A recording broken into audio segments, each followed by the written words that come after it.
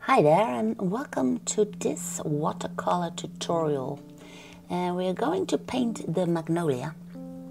And my first setup I will do with a mechanical graphite pencil, or you can just use a simple graphite pencil.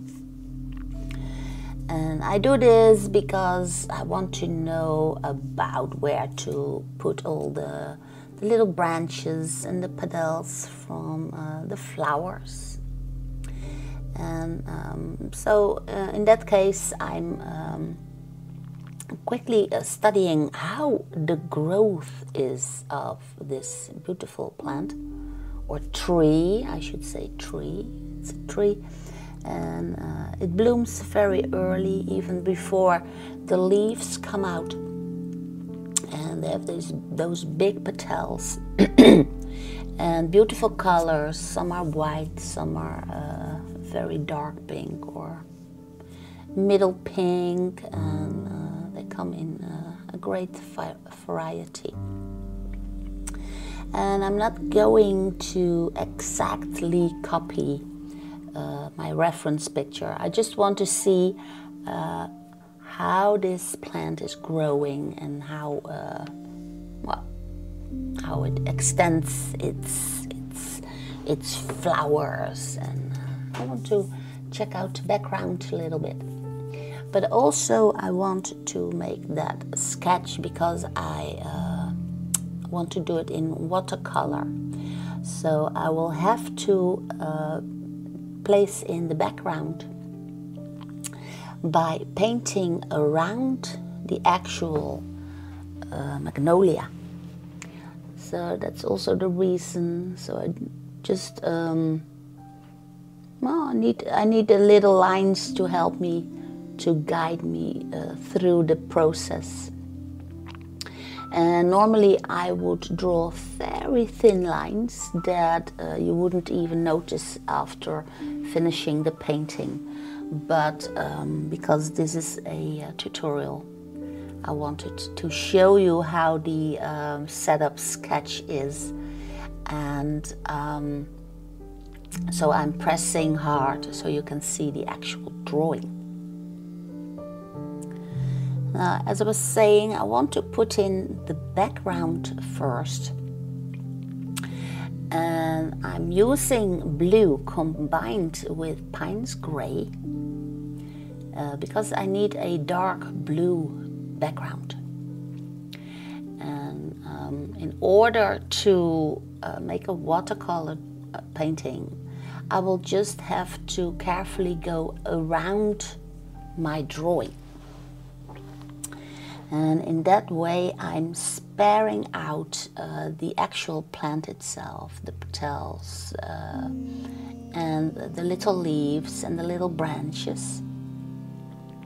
And I will see how the pigments of my watercolor paint will behave, because I also want to create a little bit of a bouquet effect in the background.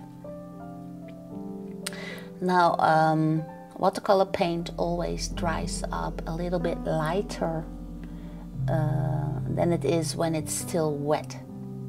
So usually I work with some layers. So I first put in this background of blue combined with the Pines Gray. And if it needs a little bit more darkness or something, then I'll just put in a second layer or a third layer if necessary, or a fourth. But whatever I do, I make sure to leave out the actual Magnolia itself. Well, I'm a little bit further here. I've put in some dots, and I've used a little bit of the towel to create those bouquet effects in the background. So I'm using the wet in wet technique for this, and it's always nice to see where the pigments are going. And for the Magnolia itself I'm using the magenta on my Patreon page, of course. You can find me and a lot more tutorials, all in real time, if you want to paint along with me. Just join me on my Patreon page to paint along or draw along, maybe one, maybe two, or maybe all of my videos if you want.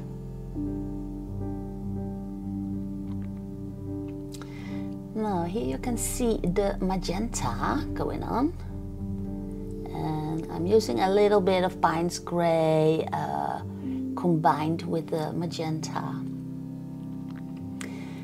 to create some darker magenta, and some petals are almost white, some are darker pink, and that all of course has to do with the sun hitting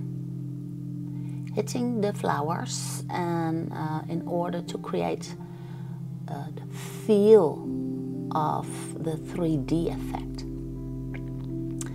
I'm just watching carefully how the sunlight hits the petals, and here and there it looks like the sun is shining through the leaves of the little flowers and the petals, and well, I again do not want to exactly copy the reference picture, but I do use it to define in which direction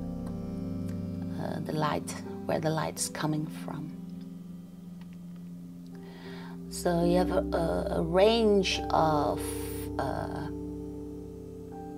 shades of pink, and I'll try to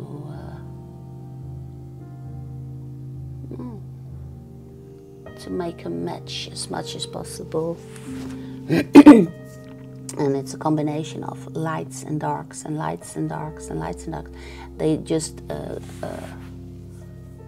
well, they tend to switch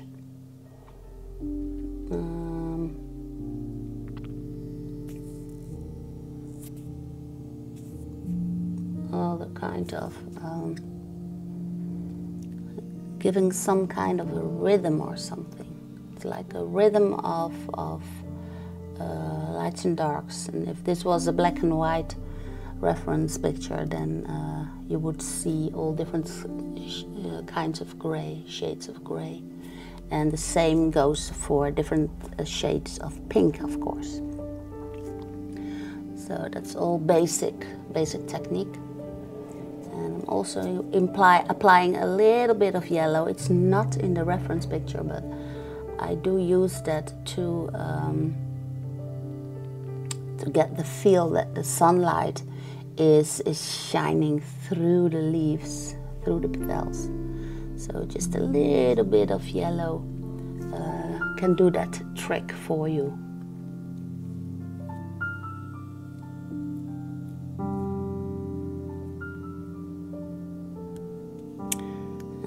What you can see now is the lovely effect of leaving out the flowers, the complete magnolia, because now we have another kind of texture for the flowers in comparison with the background, which was all done wet in wet. So now it will be easy for me to simply put in the branches. I'm using a little bit of Van Dyke brown and a little bit of green, sap green, and combining it. And now I can push up. I can push the contrast a little bit more. So I'm going real dark in the front here, and in that way I make the front magnolia pop to the foreground, while the second branch I will leave that a little bit lighter. And also this helps to create that feel of 3D by pushing up the contrast. And it makes the painting a little bit more exciting to watch. So just push up the contrast. You can exaggerate as much as you want if you need it. I think the reference picture is beautiful. You can find that one too on my Patreon page, of course. It is beautiful, but it's a little bit dull. So in my painting I want it to be more daring, if you want. I want to show some more colors. I made the branches a little bit more brownish, and I'll push the background even. I'll just put in a third layer here with the Pines Gray, and that way I'm pushing the contrast so that the front Magnolia even pops out even more, coming towards you, making it more fun to watch. This is the dark branch here. I'll just see how that dries up, and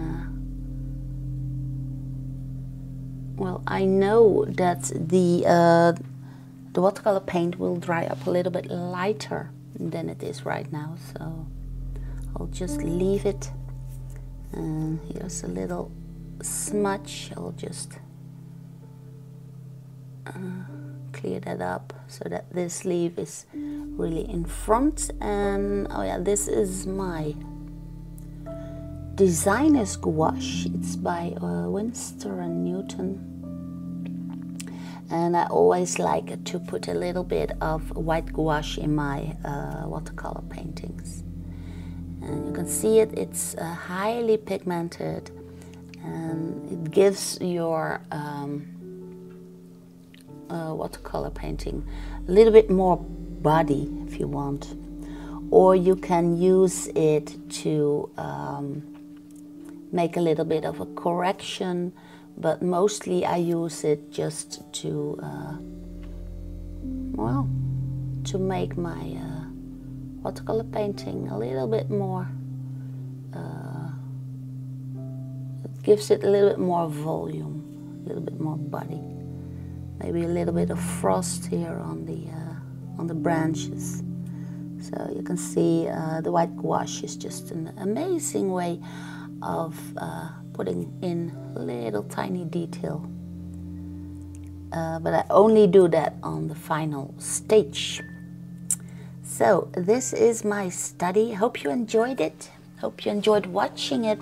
And I also hope that you will give this one a try, because, well, they're really neat to paint. And maybe you want to paint along with me, then please join me on my Patreon page, so you can watch it one-on-one. So, well, thank you for watching, and I hope to see you again soon. All the love, Lineke.